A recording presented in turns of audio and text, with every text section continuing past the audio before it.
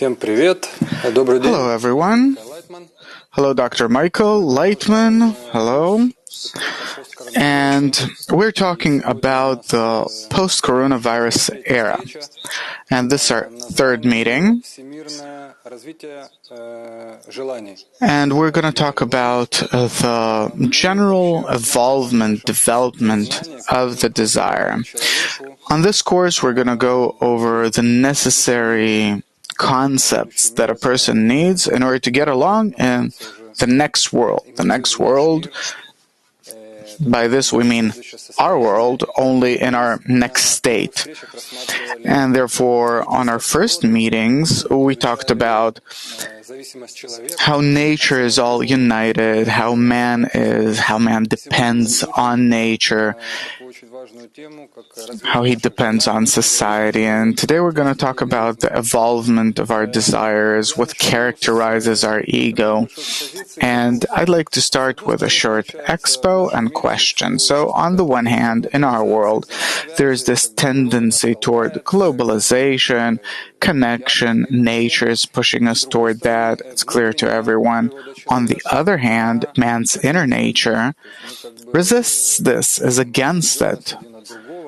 We feel that we're alienated toward one another and there is a kind of conflict. And the question coming from our viewers is that today, nature, through the coronavirus, is separating us. We're all in quarantine. And taking into consideration our inner substance, we're supposed to enjoy this. Finally, we're on our own, alone. Everyone wants to be an individual in and of himself. Everything is calm, tranquil. On the other hand, we aspire for connection. We want to come out of this quarantine and once again to go back to our previous life. Can you explain this conflict? The thing is that, first of all, I don't think that this period is already the post-coronavirus period. The coronavirus did not end yet. We don't know when will it end. There are going to be many mutations, and they'll go and multiply and appear and disappear, and people will as if get sick again, but it's not again. It's different variations of that same virus. So it will take time until we will go each our own way, we and the virus, meaning. On the other hand, of course, this virus seriously separates us. We're gradually becoming used to not physically being close to each other. I see how people behave in line already in some public places, when they go to the supermarket, post office. No one gets too close to anyone else. To the contrary, everyone's trying to keep their distance. This is actually very good on the one hand, because that we practically sat on each other's heads. It's not good. It didn't give us anything. Maybe it gave us some kind of a false vision or imagination that we're close to each other, if one might say that. But actually, it's clear that it's false, all false and external. Now, today's state is more convenient, and on its background, we can really scrutinize our relationships so that we will feel that really we can be closer to each other, but internally more social, more connected, but on a different wave.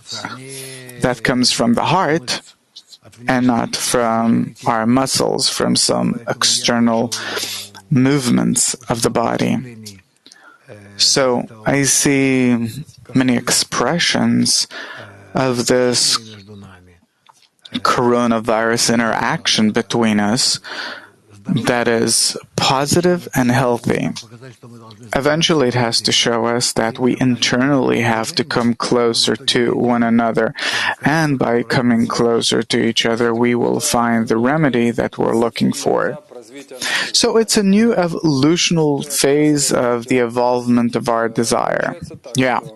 So this is what I wanted to ask about. What follows is that if we're looking at the evolution of our desire, then we see that the first stage is characterized by a person's need for a person's basic desires: food, sex, security, safety. Then the next phase was a person's desire for wealth. Then the next phase, already around the 5th, 6th century, is where people wanted power. Of course, this also existed when we lived in caves, but still, this desire was prevalent in people. Later on, the desire for knowledge that evolved. This is the period of Renaissance, Enlightenment. And what era are we, what phase are we in now in the 21st century? There's a new evolvement in our desires, but desires for what? We have practically reached a state where we have nothing with which to fill ourselves in this world. Practically nothing. Our world can't give us any more. We can also fight, trying to get a better place and government and power and this and that, but it's not growth. Our growth, our earthly growth, actually came to an end. It can't evolve anymore because practically everything on this planet we have kind of realized. Of course, there's much more to know about our planet, about life, but this is something that for us is unachievable because we're locked within ourselves. What we can do as human beings living in our world is we can come out into the next level of our existence. But for this, we have to be as one, as a whole. Human beings, meaning, or to some extent, meaning once we will be able to come closer to each other internally, willingly, in a way that, or by which we can help each other to ascend, to unite, to connect into one whole. Once we will be able to act in this direction, immediately we will start feeling the integrality of our world, and it will become revealed in all of us. And we will start feeling ourselves as existing on the next level in nature. But what will man get pleasure from? By revealing higher and higher levels in nature, and this will fulfill him. Abstractly speaking, what are these higher levels in nature? This is pleasure that comes from experiencing the integrality of nature, from experiencing the interconnections in nature. It's a pleasure that comes from feeling how different, opposite the qualities, how opposite qualities in nature complete, supplement one another. Say two people. Someone has basic desires for family, sex, food, things like that, and another one receives pleasure from knowledge. He can sit in his laboratory all day long and research some kind of bug or invent some vaccine or something, and this fulfills him. This the difference? Yeah, but each in his own realm, according to how he was created, obviously. Each of us is engaged in what nature pushes him toward, but from there on, we will find the whole and complete between us in a way that we will see how each on his own level, how we discover the integral force of nature, the general force of nature called Creator. And in attaining this general force that is revealed in its most multifaceted variations, but along with it, it is all one whole. This is the source of the highest pleasure. On this course, we're talking about only the social aspects of humanity. So what I'd like to ask is, in the past 20 years, the family started falling apart. Today, family is only one of the options in developed European countries. Many, many people live on their own, alone, as singles. And the idea is that nature, through the coronavirus, has confined us to our homes to be with our families if we have one. So what does it mean that nature is bringing us back to family life, or what exactly? Nature is forcing us to unite, to come together in a good way,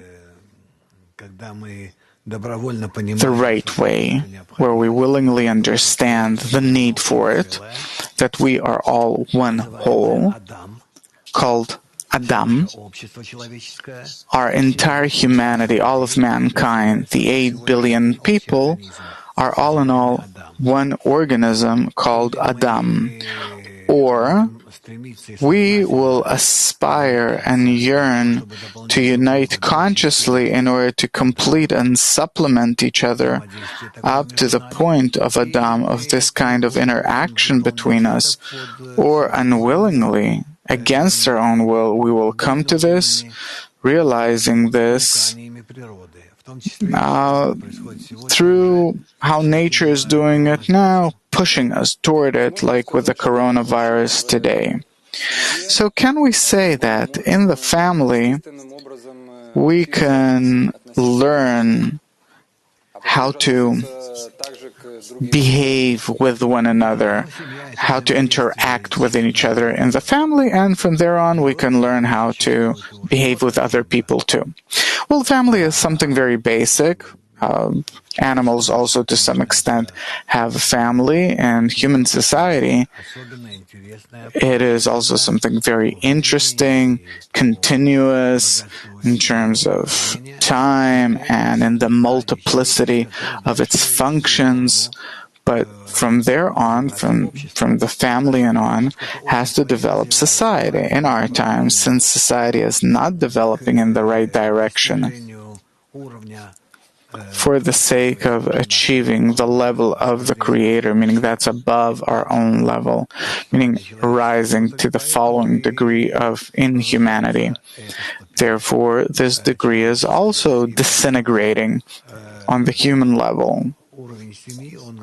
And therefore, the level of the family in our times is decreasing.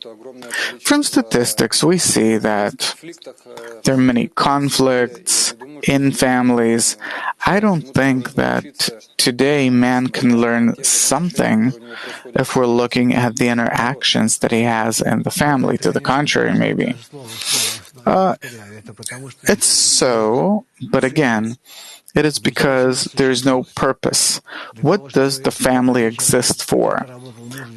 In order for the husband and wife to work from morning till evening, all day long, someplace. In the evening, they come home, do something with the children, arrange some kind of dinner for themselves if they can. They make something artificial in the microwave oven and go to sleep. This doesn't unite the family. There's nothing that unites them. Children, they're like a burden. You have to take them to kindergarten, then to school, and that's it. You barely see them. So life is created in such a way in order to separate us. So life, work, society are such that they destroy the family. We'll have a separate talk on this subject, but now we'd like to talk about consumption, our desires. We have to constantly fulfill them, satisfy them. And many times I heard you say that when the quarantine will end, people will lose their need for different fulfillments and like shopping and so on. But we see that once the quarantine is they're different. It's much less. People are already going out. You see that once we finish the first wave of the coronavirus, people are going out, shopping, sitting in different places, doing different things. What's so bad about that? I don't see it as good or bad. I evaluate everything according to the goal that man has to achieve and society as a whole. Therefore, I can't say that we are acting correctly or that we're behaving correctly. I think that nature will have to correct us. Nature will have to direct us correctly toward the correct goal of development. And it's not about sitting in coffee shops, bars. It's not running around shopping. It's not about that. But it is really in order for a person to really be able to work on himself, so to speak. It's when we together learn how are we supposed to come closer to each other internally and to create one single system out of ourselves, since the entire nature around us, still vegetative, animate, see space, how everything there is interconnected. So much so that we can't even imagine, that we don't even understand. And we have to understand that we too have to be interconnected in this system and not to look at it from the side like some superior creatures or something. Therefore, we necessarily have to find out what is going on with us. What does nature want from us? And it wants complete unification and connection between us, for all of us to be as one man and one heart.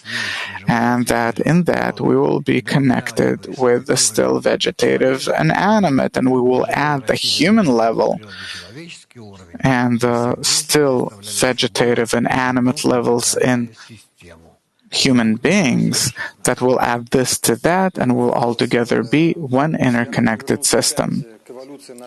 Going back to the evolution of our desires, if we look at how our desires have developed, then somewhere in the middle of the previous century, more or less all scientific revelations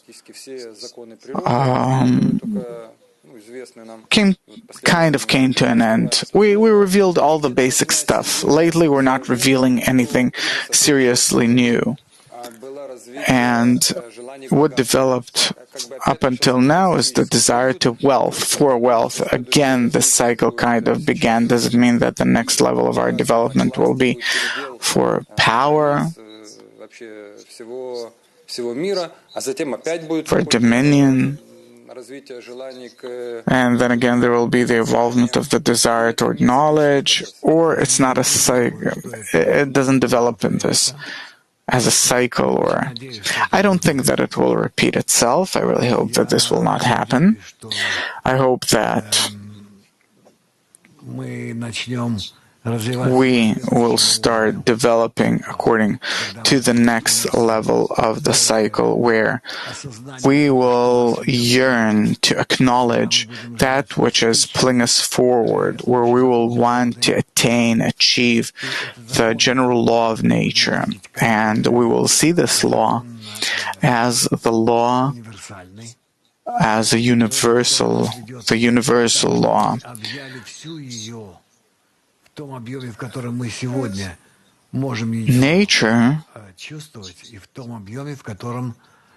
wants for us to attain it in its current realm, and also the realm of nature, which is right now hidden from us. I think that the way these actions that nature, the measures that nature is taking, so to speak, against us, like the coronavirus and other problems that will have a global character, that will impact all of humanity. These will be problems with hurricanes, droughts. These will be different problems like locusts and global problems, where humanity won't have the time to deal with who's in power, but it'll have to deal with how to survive. We see how a small coronavirus came, and what did it do? Nothing that bad. Who did it really affect? Well, a very small percentage of the population died, much less than it would have been were we to run around going to work, doing things, and car accidents, and so on and so forth. So you can't say that the coronavirus was a real threat to humanity, to wipe it out. And mainly, the people that died as a result of the coronavirus, they were old people.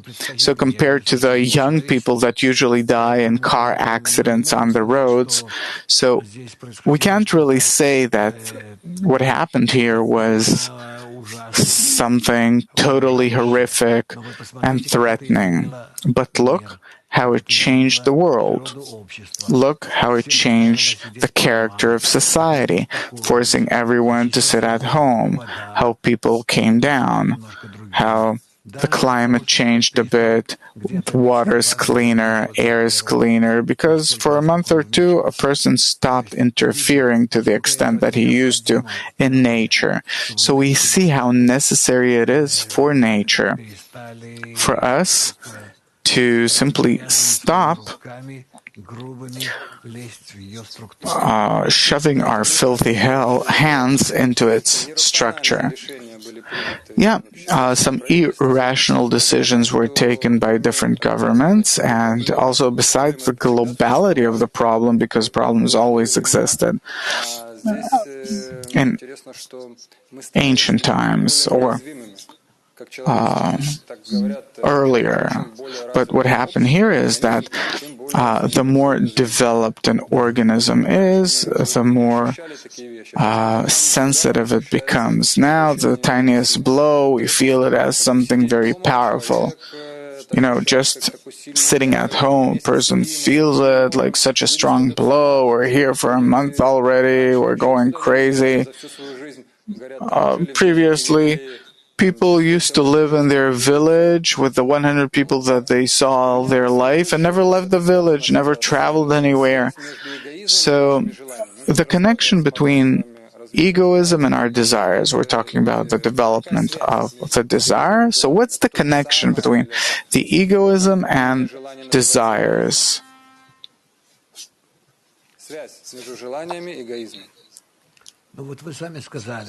You yourself said that people for generations lived within the boundaries of their small village, and this is how they live their life. Nothing bad happened to them. Today, living in some big city, it's not enough for a person. He hops in a plane, and in a year, maybe he flies to different countries, continents, travels around many times. Meaning, everything has to change. Why? What's going on with people? This is because the desires are changing. His desires are growing. So today, too, you can talk to a person that lives in some big city and he says, why do I have to go someplace? I have everything here. But on the other hand, you can talk to someone living in a village and he'll tell you, I traveled half the world. Egoism comes from the Latin word ego, which means I, which is a person's behavior that is completely determined by a person putting his own interests above the interests of other people. Absolutely. Yeah. So the question is, on your shows, you say that a person flies, people are engaged in art, music. This isn't considered egoism. How can I harm others if I do these things? If this is what I'm engaged in, why should these things vanish? What's bad about that? No, here we're going into a completely different realm. The thing is, what is man meant for from the point of view of nature, the system of nature? Is he carrying out his function and so on? It could seem to him that he is a normal person that didn't do anything bad throughout his life, but really, he does very bad things to nature altogether. It's like some small bolt in a machine that doesn't really do much, but the entire machine doesn't move because of it. So he can say, what do you want from me? But really, his importance in that machine is such that the entire machine could be unfunctional because of that small bolt. So any person living in this world brings nature some kind of harm, undoubtedly, because we're all in an integral system. All of nature is absolute. It is integral. All of its parts are interconnected.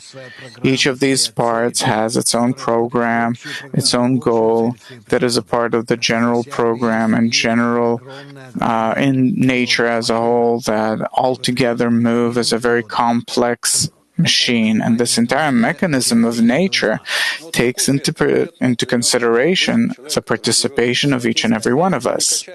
Suppose some person in some place in South America that doesn't drill for oil, that what harm could that person do? He is an integral part of humanity as a small bolt. He has to learn. How does he have to act in order to be interconnected with all of humanity and carry out his function? If he does not carry out this function, then he brings harm. Well, we'll talk about this. The next question from a viewer, getting pleasure from connection, to us doesn't really seem appealing. Why? According to the pyramid of desires, it should be to the contrary. When you're talking on your shows, you're saying that everyone will sit in circles, interact. It all seems like, he brings this example in the jokes about hell and heaven, that in hell everything's cool and in heaven everything is very phlegmatic, kind of, too calm, so to speak, spiritual. Why so? This is not how we envision heaven and hell. Heaven is when humanity unites and attains the great one unifying force of nature called the Shekhinah. As it says that the righteous enjoy this force, meaning that the righteous, they sit on a low kind of like bench between them, connected, and enjoy the radiance of the unity, wholeness, and completeness of nature. This is the highest degree of pleasure that humanity can experience. So this is exactly the question. People hear what we said. I don't think that they'll start breaking the door in order to get there because you told us about a pleasure that... No, look, dear, I'm not trying to drag anyone or propagate anything. People can live and enjoy what they have, but at least I want to express the point of view of truth that a person can attain in this lifetime. This is something that he has to attain. He can do it. It is in his ability. And this is what I'm offering. So, everything is within this is what we exist for. Did nature make it on purpose that these things are not appealing to us? Of course, on purpose that we will come to this consciously, that we'll ask for it, that we'll put in our efforts in order to reveal the truth. And not some tiny, pleasant, how to say, excitements. Thank you very much. Our time's up. Until our next meeting, all the best to you too.